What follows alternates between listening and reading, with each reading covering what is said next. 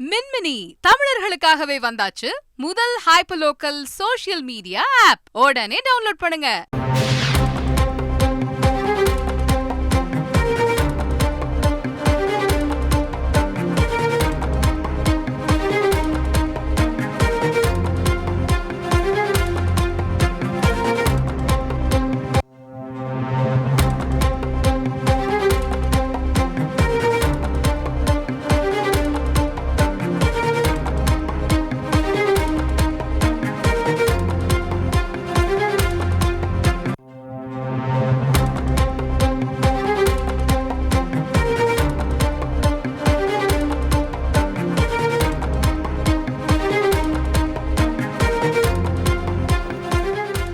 காவல்துறை மீது தவறான குற்றச்சாட்டை சுமத்திய விவகாரத்தில் கடுமையான விளைவுகளை சந்திக்க நேரிடும் என்று நடிகரும் ஒளிப்பதிவாளருமான இளவரசுவுக்கு சென்னை உயர்நீதிமன்றம் எச்சரிக்கை விடுத்திருக்கிறது. இது பற்றிய கூடுதல் தகவல்களை எமது செய்தியாளர் சுரேஷ் விவரிக்க கேட்போம். சுரேஷ், முதல்ல இந்த வழக்கின் பின்னணி என்ன விவரிங்க? வணக்கம். தென்னிந்திய திரைப்பட ஒளிப்பதிவாளர் சங்கம் கடந்த 2018ஆம் ஆண்டு சங்கத்தினுடைய முன்னாள் ஊழியர்களுக்கு எதிராக தியாகராய நகர் காவல் நிலையத்தில் நிதி முறைகேடு தொடர்பாக புகார் அளித்திருந்தது. இந்த புகார் தொடர்பான விசாரணையை விரைவாக முடித்து இறுதி அறிக்கையை 4 மாதங்களில் சம்பந்தப்பட்ட நீதிமன்றத்தில் தாக்கல் செய்ய வேண்டும் என்று சென்னை மத்திய குற்றப்பிரிவு போலீசாருக்கு உயர்நீதிமன்றம் உத்தரவிட்டுள்ளது.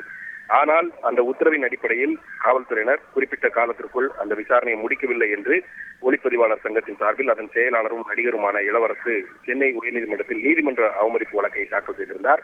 இந்த வழக்கு நீதிபதி ஜெகதீஷ் சந்திரா முன்பு கடந்த டிசம்பர் மாதம் விசாரணைக்கு வந்தபோது கடந்த டிசம்பர் 12ஆம் தேதி இளவரசு காவல் நிலையத்தில் ஆஜராகி வாக்குமூலம் அளித்துள்ளதாகவும் அது தொடர்பான கண்காணிப்பு கேமரா காட்சிகள் காவல் நிலையத்தினால் சமர்ப்பிக்கப்பட்டன.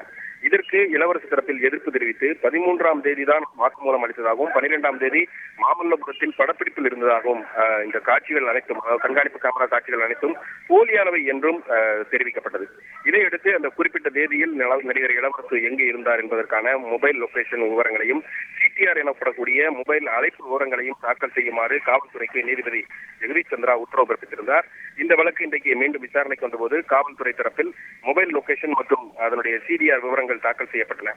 அப்போது இளவரசு தரப்பில் 12ஆம் தேதி படப்பிடிப்பு ரத்து செய்யப்பட்டதால் மாமல்லபுரம் செல்லவில்லை என்றும் தென்னிந்திய திரைப்பட ஒளிப்பதிவாளர் சங்கத்தில் இருந்ததாகவும் தெரிவிக்கப்பட்டது.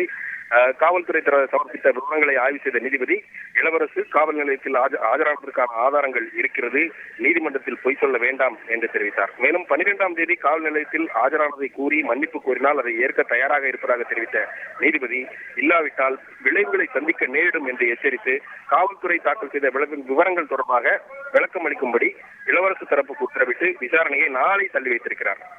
தகவல்களுக்கு நன்றி சுரேஷ். மின்மினி தமிழர்களுக்காகவே வந்தாச்சு முதல் ஹைப்பர்லோக்கல் சோஷியல் மீடியா ஆப். உடனே டவுன்லோட் பண்ணுங்க.